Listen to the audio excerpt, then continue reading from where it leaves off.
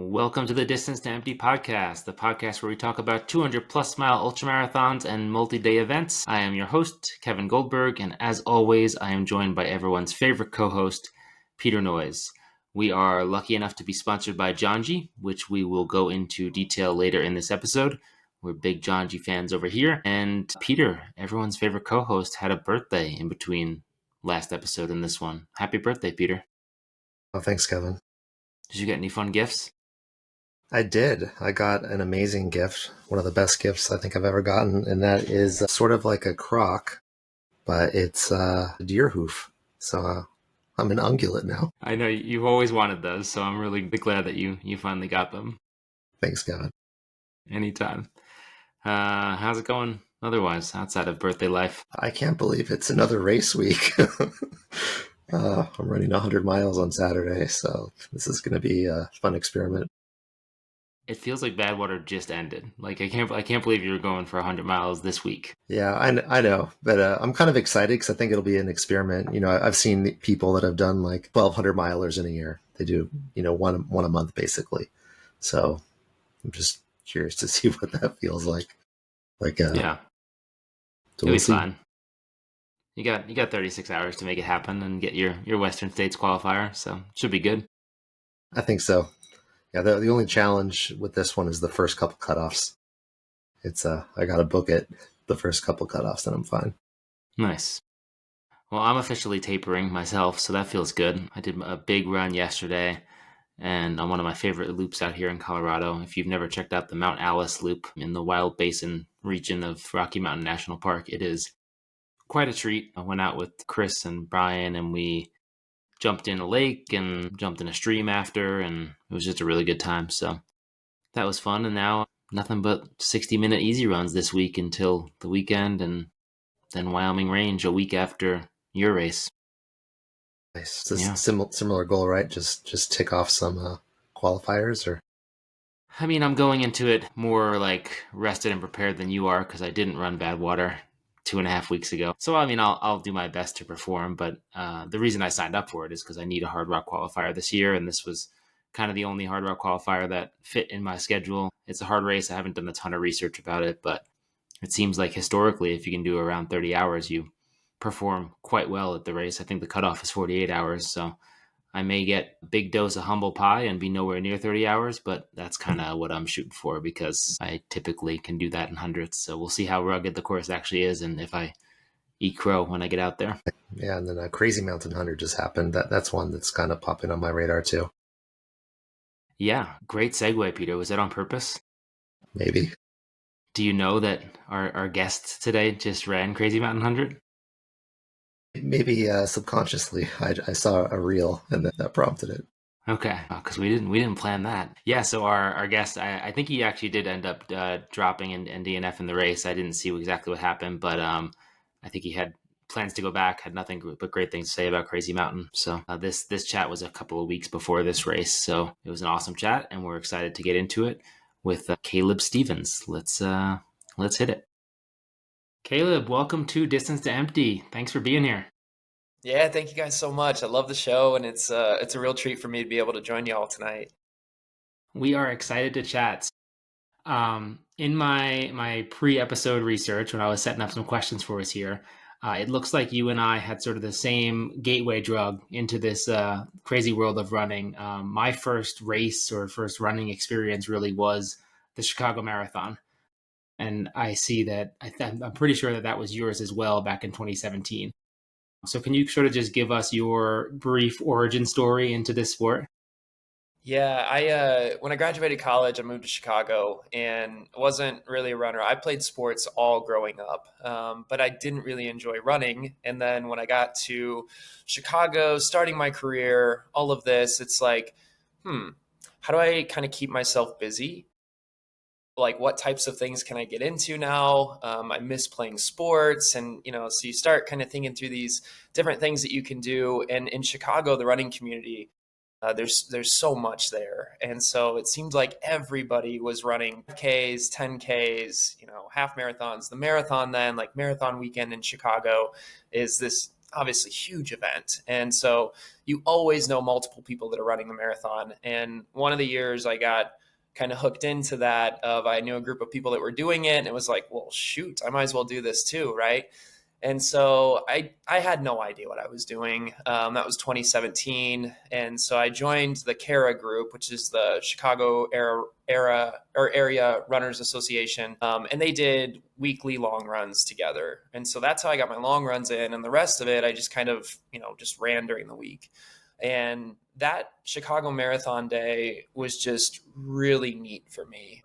If you haven't done that race, for those that haven't, I mean, you go through every neighborhood of Chicago, all of the neighborhoods come out and are cheering you on. And Chicago's so like diverse and so many different, like every neighborhood has its own like feel and flavor. So as you're going from like one neighborhood to the next, you notice that change and the way that people are cheering and the signs that they have, like the food that people will hand out. And it was just really neat. And I felt super connected.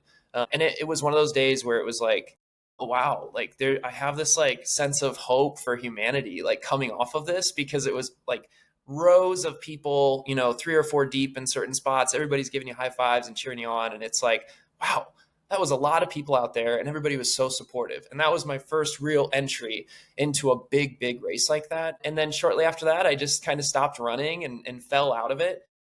And it wasn't until the COVID time I was going through some personal stuff and was just in this really deep, dark place. And I was struggling really bad. And then COVID hit and it made it even worse, right? Because now everything's on lockdown. You can't get out. Like, so if you're sitting in this like anxious, kind of depressed state, and now the whole world changes like that, it just compounded everything. And so for me, I'm like kind of trying to figure out my life. Like, what do I do here? How am I going to get through this? The whole world was at that point as well. And I started watching a bunch of YouTube videos. And the funny thing is, like, I would really look forward on a Friday to like getting a bottle of wine, and I would sit and I would watch these YouTube videos of people doing really cool things.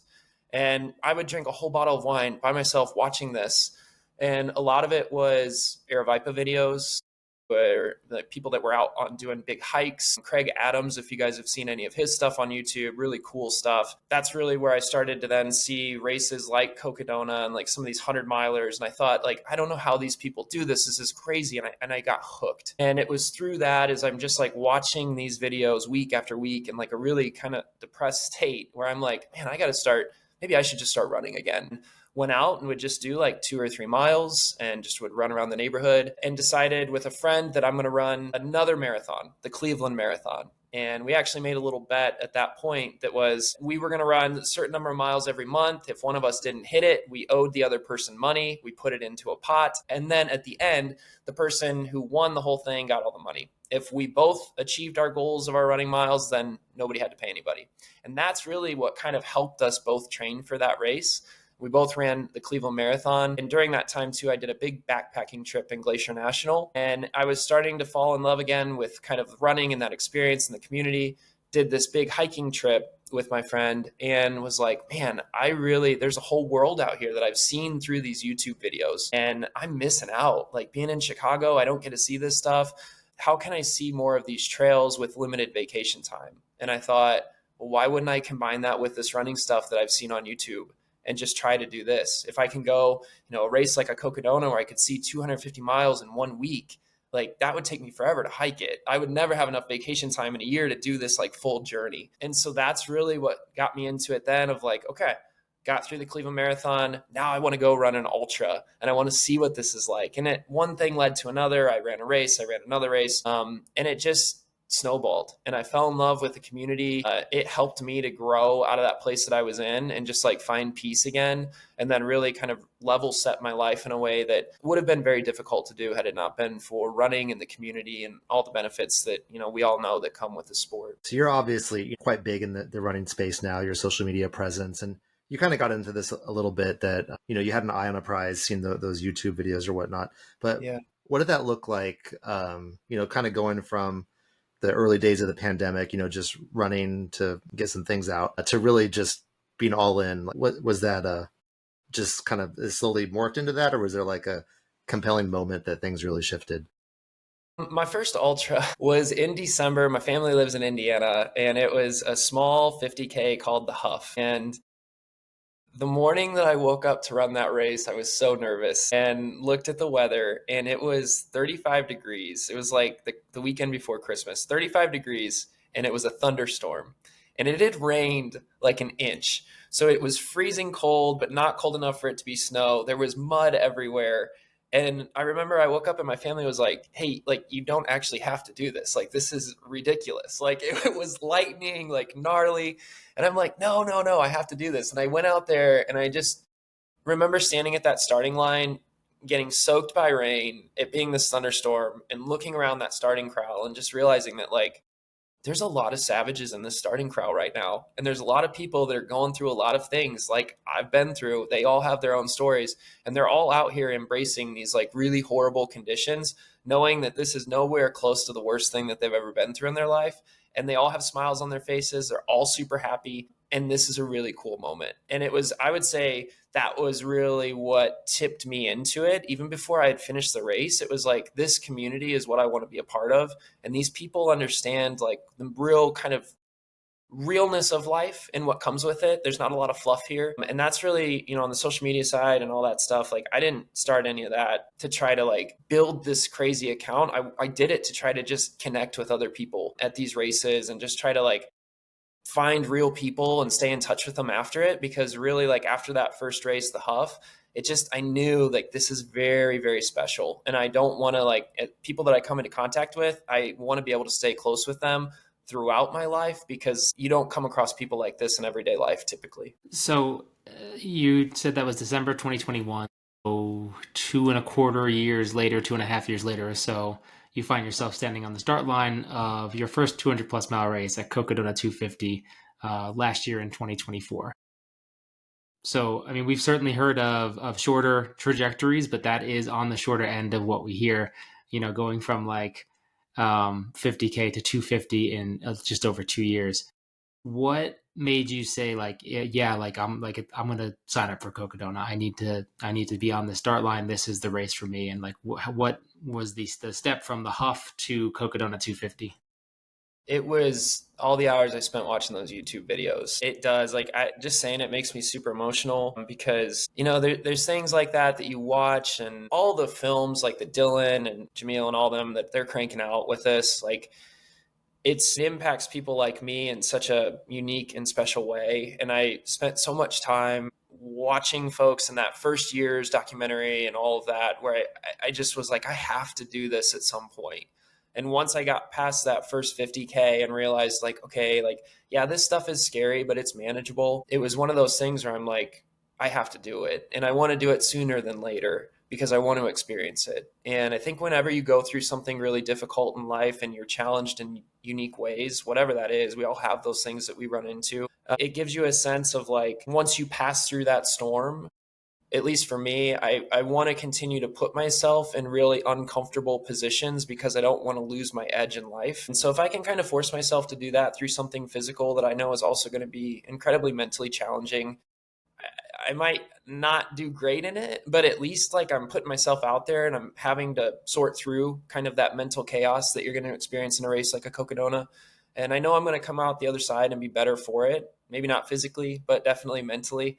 And so, yeah, for me, that was such a surreal experience. And then when I just like walking through that whole race, like it was cool when I saw it at the start line and it was like, oh my gosh, I'm here. But then when I turned that corner and saw it at the finish line, it was like I was in another world that first time. And I just like will forever cherish that because it was like this culmination of, dude, you got through all the stuff that got you to this point, both before running, and then this helped you, these videos of this race and athletes and the things that they talked about posting about it and all that, like helped you get to this moment. And now you've kind of finished that march. It was really special. And that's such an amazing race.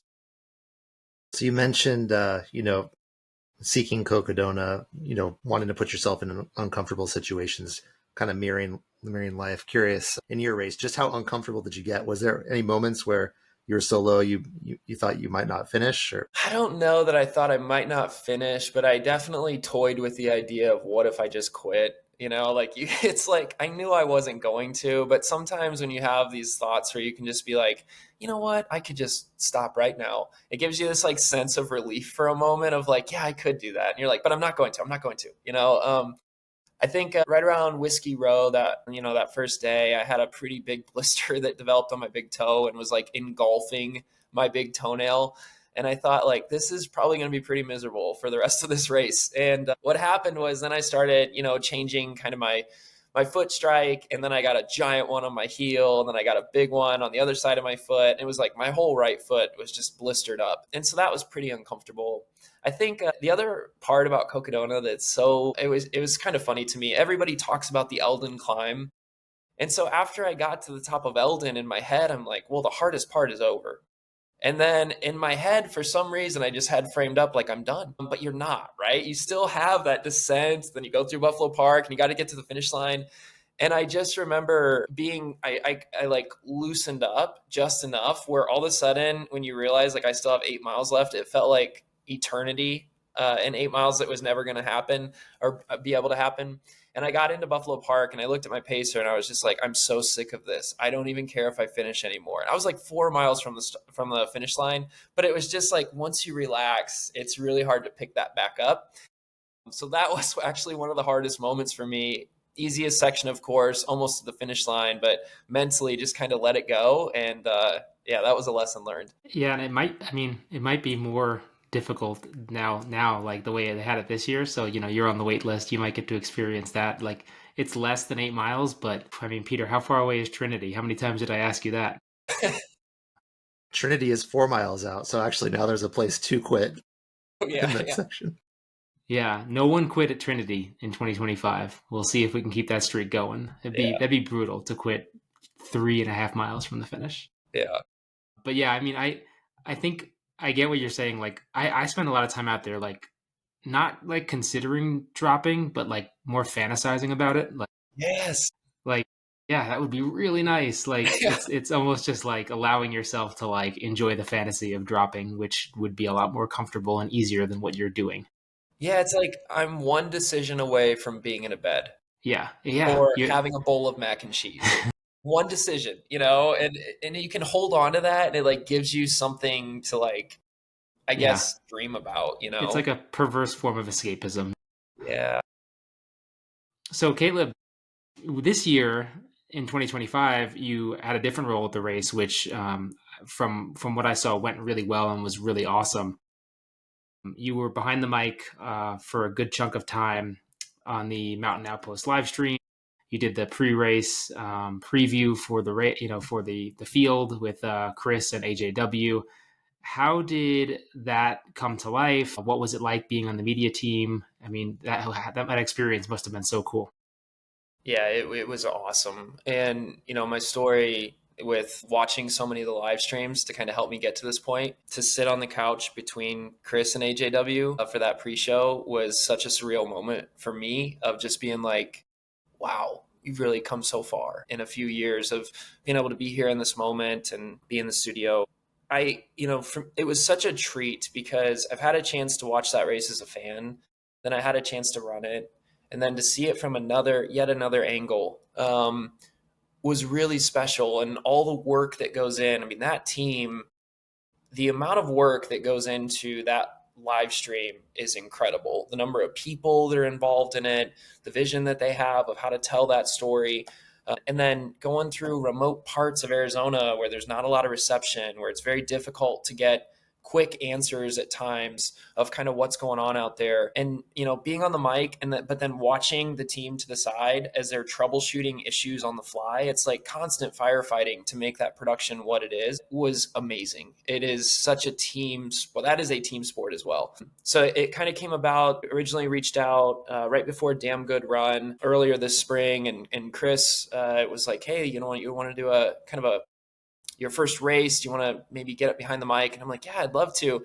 And he was like, if this goes well, maybe there's a big race in May that you might be interested in too. And I'm like, Chris, don't say that. Like, let's just get through this first weekend and we'll see how it goes. And so after the race, when they asked me, I was just like super delighted. That's like the dream of a lifetime. And I grew up, it's funny because that was all I wanted to be when I grew up, was a sports broadcaster. I just love sports, love Jim Nance, Al Michaels, guys like that can just bring people in. And for me and everything I do with this space, like I just want to give back to it, to bring people in and find people that were like me 4 or 5 years ago. And I just want to grab them and get them into the sport. Because if you can open a door for somebody like me, like I want to open as many of those doors for people out there right now that have never heard of the sport, question their ability to do it, aren't sure if this is for them, don't like running, whatever. Like, we just need to get those doors open for people and bring them in. So I thought for me, this is a great opportunity to be able to tell stories of these epic runners that are out there, all different walks of life, right? And be able to be a part of that and hopefully encourage somebody else to dream about Cocodona one day too. So being behind the mic, you mentioned it's sort of your third view of the race after being a fan and racing it.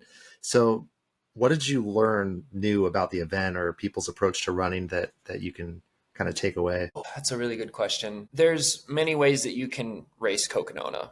There's many strategies that you can implement, and watching athlete after athlete, crew after crew, everybody has a little bit different technique and a little bit different flavor. And it was neat to be able to see so many of those. And that was one of the things that I loved talking about on the stream, was just like, if you're a fan, sometimes it's easy to like maybe look away as we're showing an aid station. But if you're a fan of the sport and if you're serious about getting better, like that's when you really should be watching, because you're going to pick up on these little things, these little intricacies that certain runners have that you're going to be able to apply to yourself or coach your crew on, which is really, really neat. So I enjoyed that. I also just think it wasn't necessarily something that I learned, but it was something that just really continued to increase my appreciation and how special the community is. Just the stories, the interviews that we had a chance to do with folks, their crews throughout the race and things like that, the amount of passion in the sport, and then the amount of love that crews have for their runners, no matter how many temper tantrums they've thrown that day or, whatever's going on. They're just so supportive and they care and they want to do whatever they can to help their runner across the finish line. And so to be able to watch that was pretty amazing. So, seeing the live stream evolve since 2021, and I've mostly watched the live stream from out on the course while running, but I've watched probably more than some people do in their living room from the course. It's evolved so much in the 4 or 5 years that this race has gone on, and every year it seems to level up in just about every aspect. And we see the size of the audience grows substantially every year. What, if you were to make some predictions for like what this race looks like from a coverage perspective in, 1, 3, 5, 10 years, like where do you see the coverage of events like Cocodona 250 going? I think having some follow cams, like, or, you have like, when you have athletes that are mic'd up, I think having athletes that are mic'd up out there that can give feedback on course conditions, what it's like, what they're experiencing, whether that's elites, middle of the packers, or back of the packers, and where you can check in with that athlete and get that feedback. I don't know logistically how easy it would be to pull this off, but in a digital world, being able to have like a multi-box view that you can choose the aid station that you want to look at or the section of the course that you want to go to. Obviously, like the commentary for that would be difficult, but if you wanted to change the still cam, or like a picture-in-picture type of thing, would be really interesting if they could do something like that. So I think potentially more drone shots and things like that too. But the challenge as well is like those night shifts. Like how do you cover that even more, and how do you capture runners as well throughout the dark? That's going to be an interesting one too, to see what Jamil can figure out of, are there ways that you can get a little bit more light out there? Like how can you spotlight, and with drones and things, the way that they're changing, like you might be able to spotlight people from a drone at some point where you're able to follow along, a Courtney or whoever, a Dan Green or whatever's are out on the course. So that would all be really, really cool. But it's going to be fun. It's going to be fun to watch. I mean, it has changed so much, and the momentum behind that, and then the amount that it's helping that race grow. I mean, you look at how quickly that filled up and what the wait lists are. I mean, it's like 700 plus on the wait list for Cocodona, and it was by like day 2. And then I saw today, Sedona race is also, I think it's like 300 plus on that. So it's pretty incredible. Yeah, it's wild. Who knows when the timing of this episode will sync up with this other episode I'm about to reference. And I don't like doing that in episodes because it dates them. But we're going to speak with Erica and Steve about the Bradshaw Brute and then the new other distances at Cocodona and sort of dive into those a little. Peter and I are signed up for the Brute next year. And then we hope Wow. to step into your shoes a little bit and maybe do some commentating Heck and yeah. mic work because we'll be finished, Tuesday morning, early afternoon. Heck yeah. But yeah, it is wild to see the growth that's happened, and I love that idea of like a sort of a the multi still frames where you get to sort of choose your own adventure, especially obviously most people or so many people are following this race from the perspective of a fan, but what you hear so much from like friends and families is that they get to like follow their runners and like be part of the action from home. So it would be cool to know like, hey, my runner's coming into Fain Ranch, even though the leaders, maybe getting into Sedona, and like that's where the energy and focus of the commentary is. But like, I can go to Fain Ranch and maybe see so and so come in, and that would be wild and really cool. Yeah. Yeah. Now I'm envisioning like an NFL Sunday ticket type thing. Yeah. Yeah, that'd be amazing. Okay, so maybe jumping ahead here. So let's talk a little bit about your social media. You put a lot of effort into your reels. They're somewhat of a favorite, amongst this community, funny, relatable. So what inspired you to start making these reels? Yeah, so long story short, when I first got my social media, I wasn't really doing much of that. I had done a couple of videos. Ran my first 100-mile race, which was Hennepin, which is an ornery mule racing event, and met Michelle Hartwig, who's the owner of Ornery Mule. And shortly after the race, she reached out to me and she was like, "Hey, like, you've got a really good spirit about you. Your social media looks pretty cool." Like, and again, I wasn't making really reels or anything at that point.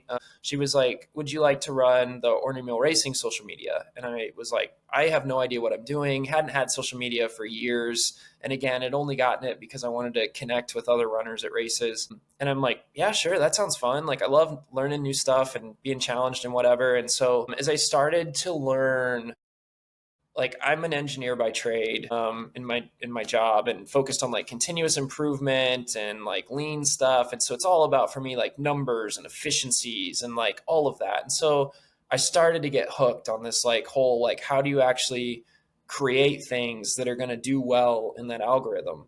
And again, that was through the Ornery Mule lens, and saw some good success as I like learned and refined how we were going about that. And then I was kind of dabbling on my own account, but not really. It was a lot of work trying to balance two of them, and ran Javelina in October of 23.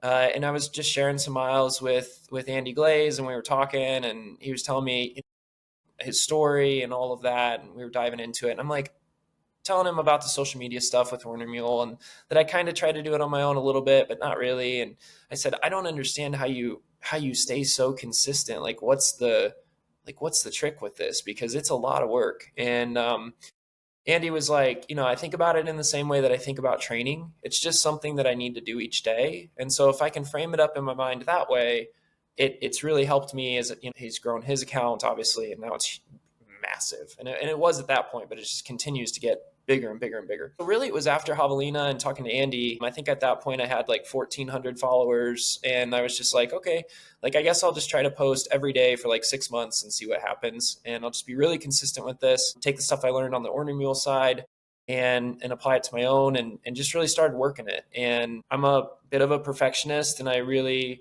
wanted to put content out there that wasn't pandering. There's a lot of pandering content online. Like, I just wanted to put stuff out that was authentic to me. Like, when I'm running, what do I think sucks? Okay, well, let's make a funny reel about how bad this is, but I'm still doing it, right? Or like how much fun I'm having. And I try to like weave in like really serious stuff into that while also keeping it light and fun, because again, like, I just think about this life is all about like opening doors, and like how can I do that? And so I try to use that as a gateway to kind of get people into it. And so that's been a really fun, a little experiment for me, and I've really enjoyed it. And I never dreamed or thought that it would become what it's become, but it's been a real delight, and it's given me chances to help call a race like Cocodona. I mean, that to me is like, case in point, you just never know what can happen. So if you just try something new, like it can lead to these really epic things that you never would have pictured. So you always have to swing. Yeah, no, I love that. I think it's sort of like when you start anything new, like when Peter and I started this podcast, like I wasn't sure if we'd be doing it a year and a half later and like be successful and like, like have people who actually listen every week. Like we were just two idiots talking to each other about 200s, and we were like, let's make this more official. Yeah. And it just, if you stick with it, and pour your passion into it, I think that's what makes things like that work sometimes. How do you, and this is something like I feel like I've talked to Andy Glaze about as well, like, and you just referenced like you're out there thinking about what sucks for you, what is awesome for you, but when you're posting daily for 6 months and being consistent, like how do you come up with that many ideas of things that are relatable, funny, but also like touch on deeper things like burnout, imposter syndrome, stuff like that? Like, is the answer like, well, I'm just hilarious and have a really good sense of humor, or is there more strategy behind it? Yeah, honestly, like I'm not somebody that really thinks them out in advance. Like I would say 90% of my stuff is me just out on a run and I just am like, and I'm thinking about something relating to it and I'm like, oh, that'd be a good one. And I stop and I'll do it in the moment. There are some where I'll like kick around ideas and be like, okay, this will be a little bit more of like a production to try to make this one. But most of them, I mean, it's just me like holding it like a selfie or my girlfriend, like, I'm like, hey, can you hold this for 1 second? I have this idea. And so it's a lot of that. Yeah, I think like the hardest part for me with all of it is just I have to be in that creative mindset though. And so like it ebbs and flows with what life has. Like right now I'm in a really crazy season at work and it's been very hard to be creative in this season because it's everything in my life right now is so tactful, right? Like I'm like okay, this and this and this and boxes and progress and moving things forward in other areas. And so like for me it's kind of like this with where my creativity is. And then it also a lot of times relates closely to how much time I'm able to spend on the trails. I think the more time I spend on the trails, I'm usually much more creative there than if I'm having to do a lot of training and squeeze it in on the roads or, getting up early or running late after work. Like there's just not that level there when I'm on the roads where I can like, oh, this is going to be funny and it'll relate to people versus when I'm on the trails and it's just like, I feel free. And that's usually where the best ideas come to me. Do you mentioned earlier if your ultimate goal or what would make this super worthwhile to you is opening doors for others to like the version of you 4 years ago to come into this sport and experience what you've experienced and be able to find purpose in this sport.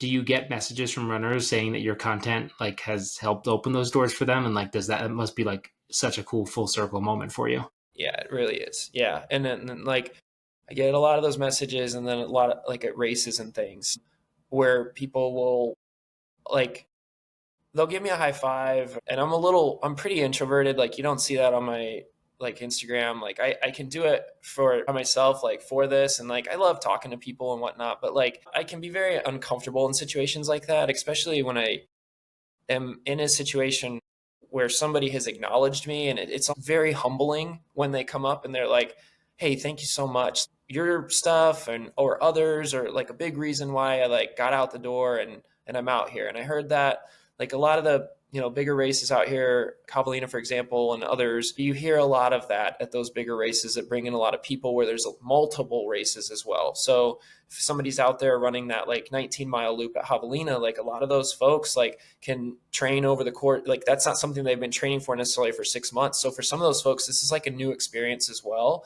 like maybe first race, and when you hear those stories, that's through droughts where I'm like, oh, man, this is like a lot of work making these videos or like trying to be creative and think through this and apply it. Those are the messages and the notes and like the interactions that really continue to like push me forwards and get me through some of those droughts when you're not feeling as creative or as motivated to make some of that content. And so it inspires me as well, because then I think like, well, shoot, what reason do I have to think like how hard this is, whether I'm running the race or trying to make content or whatever it is, when like this person just maybe got off the couch, changed their life around and is out here like really pushing hard to do something special. So that stuff means a ton to me. So in 2022, it looks like you became a certified running coach as well. So another Yeah. thing to keep you busy. And Yeah. also, I guess, a fourth lens really to kind of view these races through. Curious, how has, coaching, changed your relationship with running, or what have you learned from it? Oh, it's been amazing. Yeah. So I started coaching for Orner Mule as well, that same time period coming off of Hennepin. And I coached there for, I think 2 years, 2.5 years. And then at the beginning of this year, started Fast Squatch Running, which is my coaching practice. And being able to build something, like take the lessons that I learned when I was coaching for Orner Mule, and now being able to stand something in my own vision of what I want that to look like and how I want to build a community. I want to build a community like the community that I've felt in races. And so I want people to be able to come in, and if they're signed up, to work with me because they want to train for a half marathon, but then they're around this community of other people that are training for a 50 miler or a 100 miler or Cocodona. Like, I want them to know that if they have aspirations of doing it, they've got a group of people around them as well that are going to encourage them outside of myself and build them up. And so that's been my primary goal with this. It's been amazing. It's pretty cool to finish your own big race, but it's really amazing to help somebody overcome self-doubt, train for this big goal race, help them navigate setbacks that they're inevitably going to face along the way. And then when I get the call from an athlete right after they finish this epic race that they signed up for a year ago or 6 months ago and fought their way to that finish line through, or get that text or watch them on the live tracker cross it, it's the most amazing feeling, because it's just like you can do a lot for yourself and that's all really, really great. But when you start to see like the love that the community gave to you that helped you grow and overcome whatever you were facing, and then kind of watch yourself hopefully give that back to others, and then see their journeys as they make their way through and watch their growth, that's the most rewarding thing. So it sounds like your niche is, getting those people that are just entering the sport, inspiring them to do big things and foster a community for them. So, Yeah.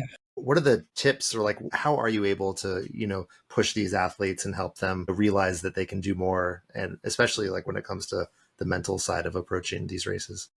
Yeah, well, and I would say too, like there's a group there, like there's a big group of that are in that bucket, but then I'm also working with quite a few that have been in the sport for a long time, but now are trying to push themselves to a new goal, right? And I would say, regardless of how much history you have, like 20-year runner versus brand new runner, as a coach, and for me, it's all about what makes that person tick. Like, what's their primary motivator? And you have to be somebody that's willing to work with an athlete and ask them, why is this your goal? Like, what is motivating you with this? I'm coached by String Bean, and earlier this year I learned a lot from him and how he handled this with me. I was signed up for the Monster, and there's a point in my life where I had a lot going on at work, and I'm like, I don't know if I don't think I can do this year. Like, this, it wasn't stacking up well from a training perspective. And I remember he asked me this question, and he said, you need to, like, what is driving you with this decision?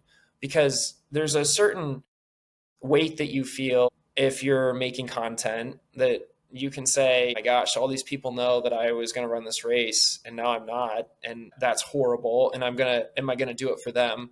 Am I going to do it for my coach? Am I going to do it for my athletes? Am I going to do it for all these other people? Like, is that your motivator, or is your motivator to actually go through with this something that you feel internally? So write a list of like the reasons why you feel you should or shouldn't do it, and exclude some of that other noise. And that's really stuck with me. And I think about that a lot with my athletes as well, because whatever you're facing and whatever you want to sign up for, what's your why with it? And is it because you want that belt buckle? Is it because you want the picture? Is it because you want to post about it? Or is it because you're excited about how awful that process could be, maybe, but you're also so excited for the challenge that all of that will present?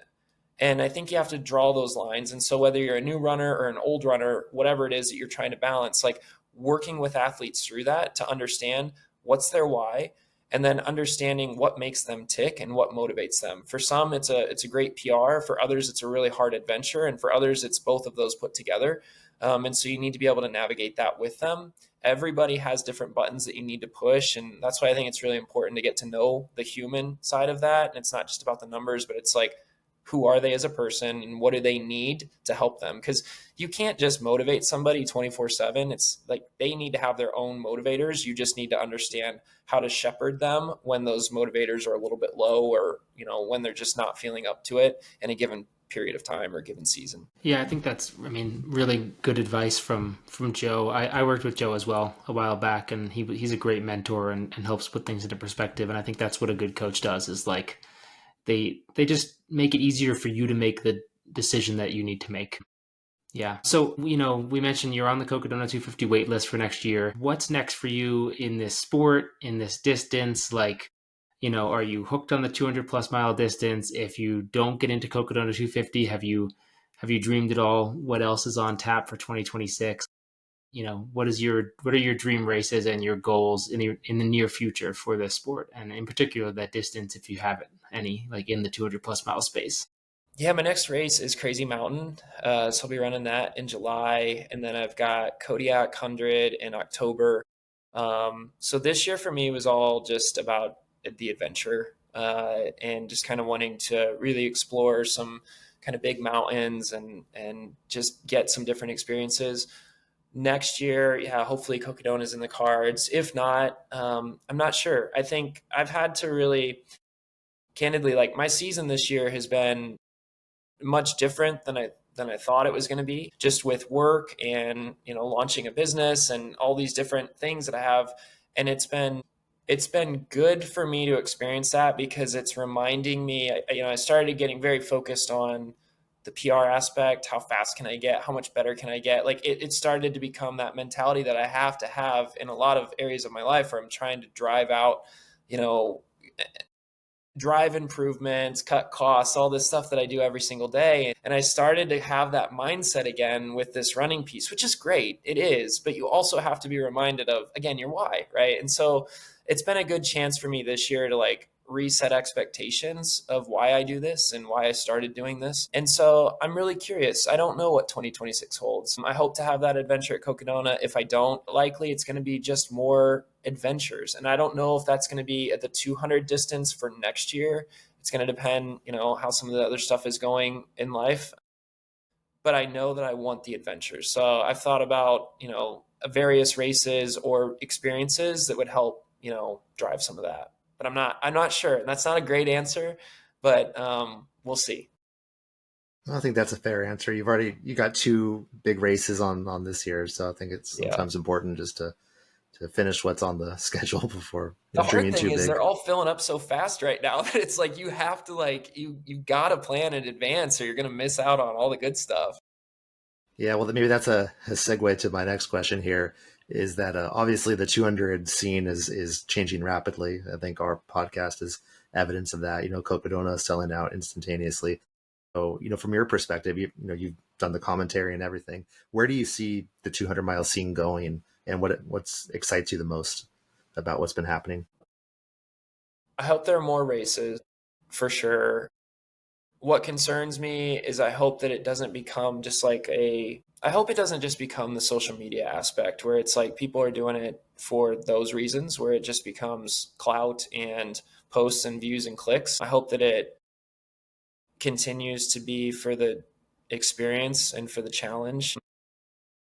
I could see if enough people are chasing that, I could see those longer and longer distances becoming a thing, just because it just continues to be for the value of the post. So I don't know, and I'm very curious about that. I could see it going one of two ways: one where it just continues to grow and expand and get huge, or two where after a while it starts to contract a little bit, and then you have your hardcore people that really really love it, that continue to do it year after year, and all the races sell out and do great, but it's not this like continuing rocket ship.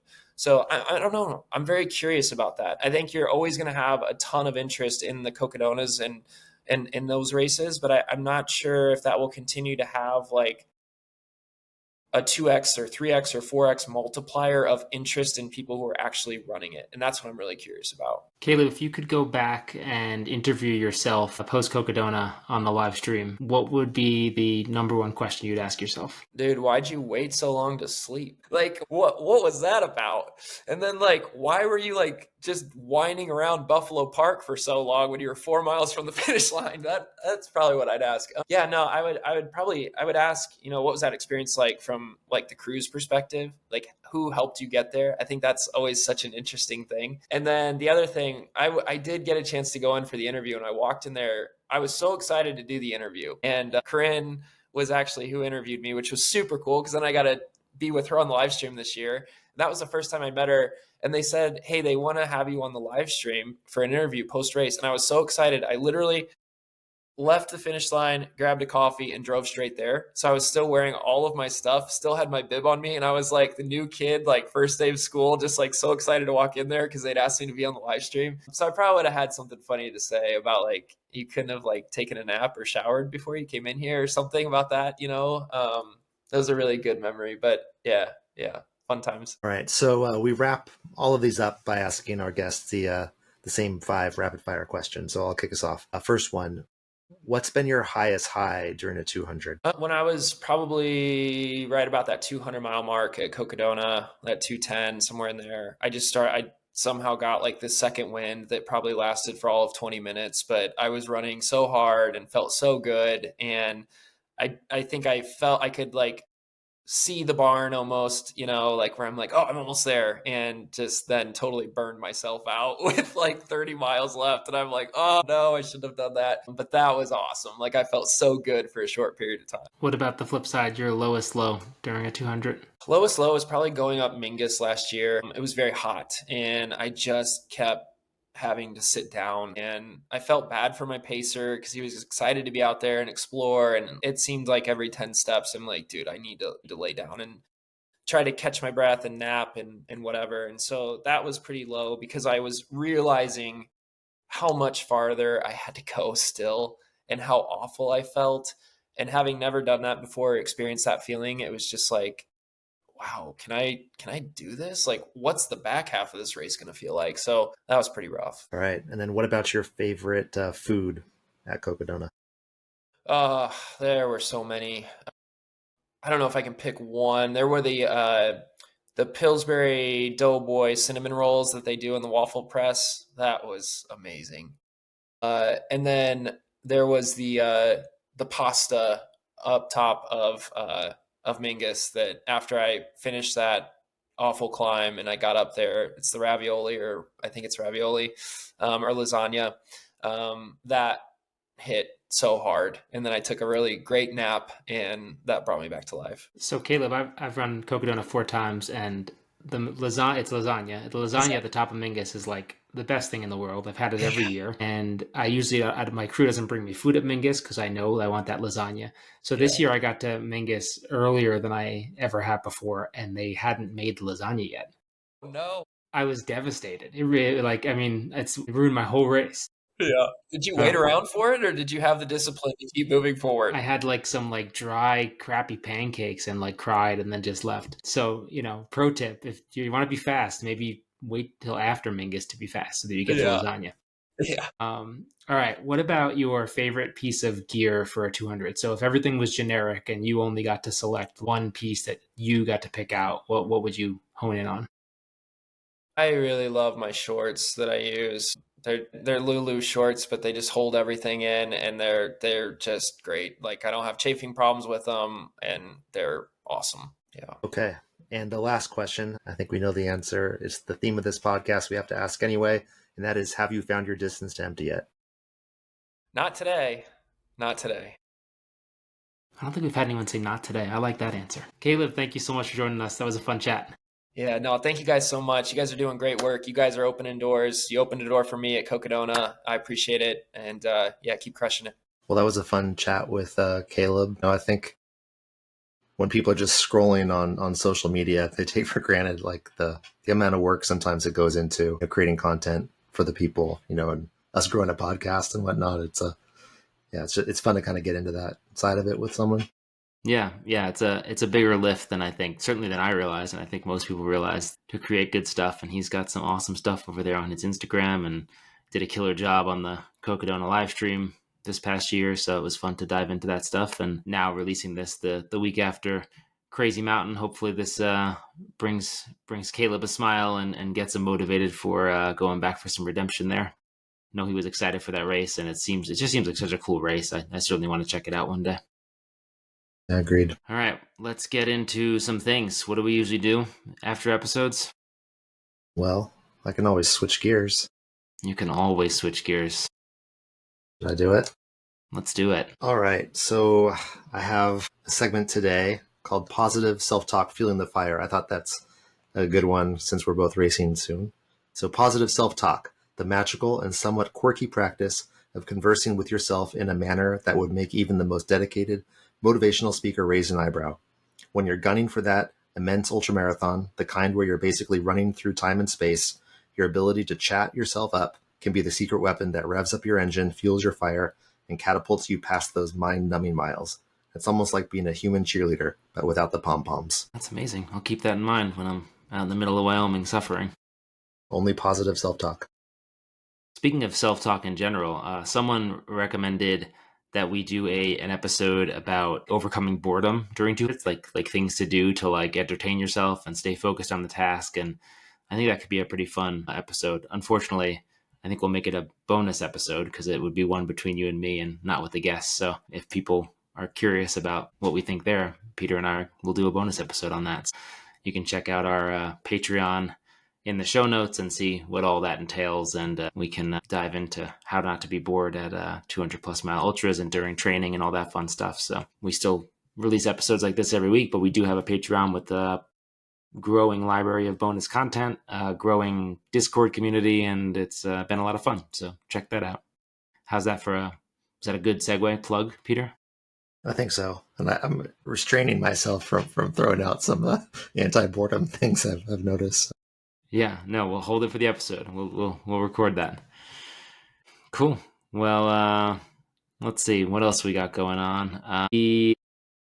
Something we don't talk about often. Obviously, it's in the Patreon link, but we also do have a higher tier of the Patreon, which is our full tank subscription. It's group coaching for 200s. We're going to really start pushing it more like end of year, beginning of next year when people are signing up for next year's races. When we launched it, a lot of people are like already established in their races and have their plans ready for the year. But if you're looking for any additional guidance as you gear up for, maybe Moab 240, Cowboy 200, some of these races later in the year, Mammoth 200, that is a cheaper alternative to like one-on-one coaching that we think is a really great value. We're really excited about it. So especially now when it's newer and smaller, I feel like people are going to get like pretty close to one-on-one coaching value at a steep discount in a group coaching setting. So check it out. Full tank subscription in our Patreon. And of course, if you ever are interested in one-on-one coaching, we offer that too. Feel free to reach out. All right, Peter, should we play Let's Get Deep? Let's do it. All right. Let's Get Deep is a card game for couples that Peter and I play for your enjoyment on the podcast. There are 3 categories: Icebreaker, Deep, and Deeper. I'll go first, Peter. I've got some good ones today. Icebreaker for you. Growing up, which Disney character did you think was the hottest? Disney character the hottest? Yeah, it's going to have to be Jasmine from Aladdin. Okay. Yeah. Probably just the way they drew her. Yeah. I would say Nala from Lion King. Yeah, she's pretty hot too. And I don't know, is Space Jam Disney? Obviously, I feel like a lot of people always say Lola Bunny. I don't think Space Jam's Disney. Okay. No, because that's like Bugs Bunny is. Anyway, it's not Disney. Yeah. Plenty of hot male Disney characters too, just not our Gaston. Yeah. I mean, Aladdin, both Jasmine and Aladdin, very attractive. All right, your icebreaker. What did you think was cool when you were a kid that you cringe at now? I feel like not much. I was pretty freaking cool as a kid, and I'm pretty freaking cool now. I mean, I feel like it's been pretty linear for me. Yeah, and I feel like, I don't know, for at least like millennials my age, like a lot of the things that we thought were cool when we were a kid, like are having a moment again now. Like, Pokemon's still like not not cool. I know you look back on things like Pogs and stuff with like a little bit of like sentimentalness. So I can't think of any like lame thing I did that I'm like, oh man, I can't believe I did that. I've just always been really, really cool, Peter. Believe it. It's fair. Yeah. All right. I feel like this is the answer to this is like there. It's a non-answer, but deep for you. What is your going out routine? How much time do you spend getting ready? Almost zero time. I think. Yeah, maybe that's a growth opportunity, but yeah, I tend to just wear t-shirts and flip flops and shorts, and I normally wear a hat, so I could be ready to go do anything in like 30 seconds. All right, then deep for you. What argument are you tired of having? What argument am I tired of having? Let's see. We have a high energy kettle dog, but she's also like super anxious and like really scared. Like she's scared of the dark. She's scared of going out too late in the day. She's scared of like cars backfiring, motorcycles. So she again, she's high energy. She loves going for long walks. She loves swimming. And we take her outside for at least an hour every day to get her exercise. But sometimes it's quite the lift to get her out the door. Like she'll run to her crate, she'll go hide in a closet, and like every day it's like this like negotiation to get her to go outside. And then once she gets outside, she's like totally fine, has a great time. We have a blast. But the daily back and forth with trying to get Charlotte out the door is something I'm tired of doing. I need to teach her how to be ready in 30 seconds. Yeah, she needs your get ready routine. Maybe a hat and a t-shirt, and she'll be good. All right, deeper for you. How do you respond to rejection or failure? Not well. Disassociation. Well, I mean, failures, I guess it's hard to define, but I mean, I've DNF'd a race. I feel like I bounced back pretty well from that. As a programmer, failure is just part of the job, is you're constantly failing and trying to fix things. So I guess from that standpoint, I'm all right at it. Yeah, I feel like you respond better to like major setbacks than you do minor ones. Yeah, that's probably true. Yeah, But I'm just annoyed at minor ones. You're doing your best. All right, and then deeper for you. What's the most difficult thing you've ever done? I mean, in the racing, it's Tour de France, hands down. I know that's a hill I often die on, but it felt like there were a lot of hills to die on out there. So Tour de France is definitely the hardest physical thing I've ever done. Other hard things I've done, getting bilateral hip surgery at age 27 was difficult. Like that was a tough recovery. I was really down for a very long time and out of pretty much everything I love to do for like a full year, and just like a lot of uncertainty. And a lot of times it feels like that happened to someone else. Like it wasn't me. Like I feel like I couldn't do something that hard again. I know, you can if you're put in that situation, but yeah, that was hard. Another hard thing was growing up, my grandma was like my best friend. Like I used to ride my bike over to her house every day. That's kind of where I got into like endurancing and fitnessing, and just like super, super close to her. And she passed away while I was studying abroad in London, and the decision to not come home and go to the funeral, which is something I don't regret at all. But at the time it was very difficult. Like I think in retrospect, it was the right call. And I think I'm happy I did that, but like not going in the moment was really, really difficult for me. So I haven't had too hard of a life, but those are a few things. Stayed hard. I stayed hard, carried the boats, buried the logs, something like that. Buried them or carried them? Well, both. Speaking of which, isn't Goggins running Bigfoot like next week? Is he? That's news to me.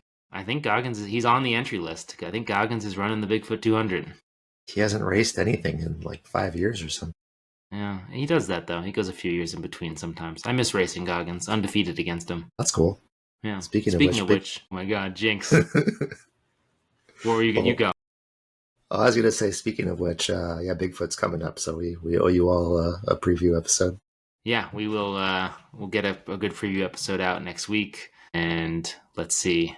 If in the meantime, I feel like last year's preview episode was actually really, really good.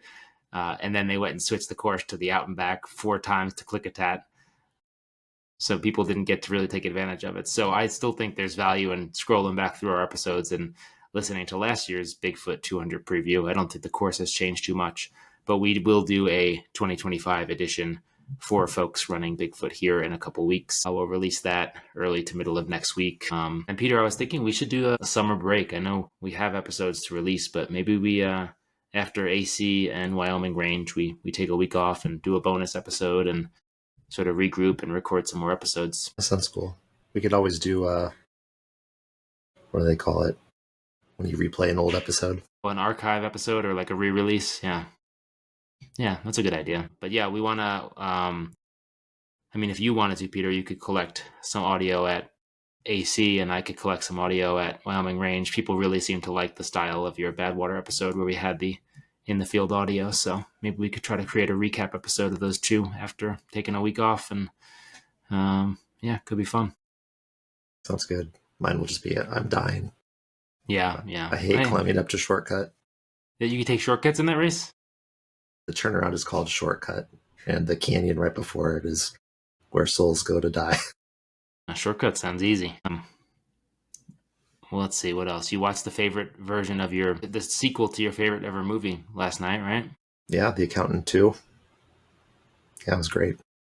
You relate to the characters? A bit. Yeah, I'm good with numbers. I do have an Airstream. I'm not an assassin, though, so... You would say that, though. Even if you were, you'd say you weren't. Exactly, so...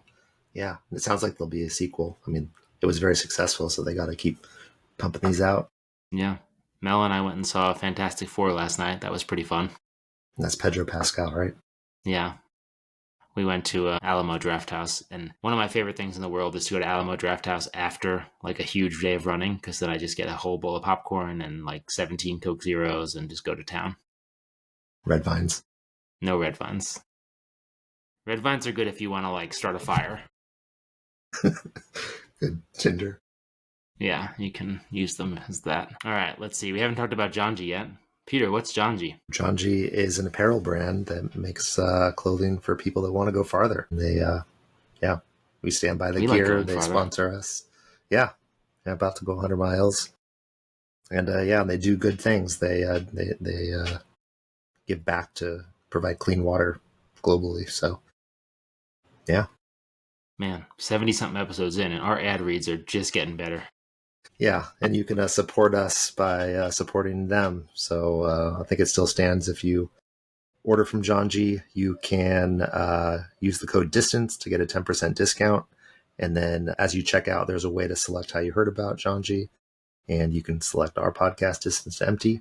And if you provide us proof that you made that Janji order, you can get a hat. We'll ship it to you. That's true. I'm looking at those hats right now. I know in previous episodes I have T-shirts. I still have to work on that, just dragging my feet, but we'll get those made eventually as well, so people can place second orders of Janji and get a shirt. Yeah, thanks for supporting us. Cool. Peter, I saw a meme the other day that said the Dodgers have lost 100 games in the last 12 games. Don't talk to me about the Dodgers. Mets are on a 7-0 run right now. Hey, at least they're beating the Giants for you. Mets had a bad slump earlier this season, though, too. Yeah, they lost 100 games in 12 at one point. Yeah, I think the Tigers are doing that as well right now, right? They're not the best team anymore, and they were for like ever.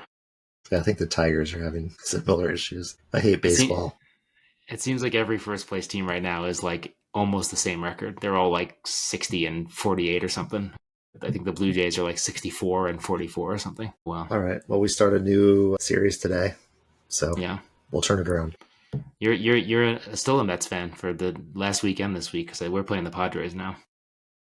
I hate the Padres. I know. Cool. All right. Well, I think that's one more thing. Don't be mad. Usually when we get free stuff on the podcast, I get it for both of us, but I got something that you didn't get. How dare you? It wasn't really like through the podcast. It was more like I was out for a run with a friend, and he has a friend who works somewhere, and he was like, oh, I can get these sent to you. And normally I say, oh, can we get them sent to Peter too? And this time I didn't, and I'm very sorry. What is it? It's a couple of really nice pairs of On trail shoes, and their new shoe, and they came yesterday, and they look really nice. I haven't run them yet because today's a rest day, but they look amazing. I forgive you. I'll report back on future episodes, and who knows, maybe we'll have to find a way to hook you up. All right, well, I can hear the gardeners getting closer and closer to cutting your head off in the background, so we should say goodbye. Oh my God, it's so loud. All right, thanks for listening. Goodbye.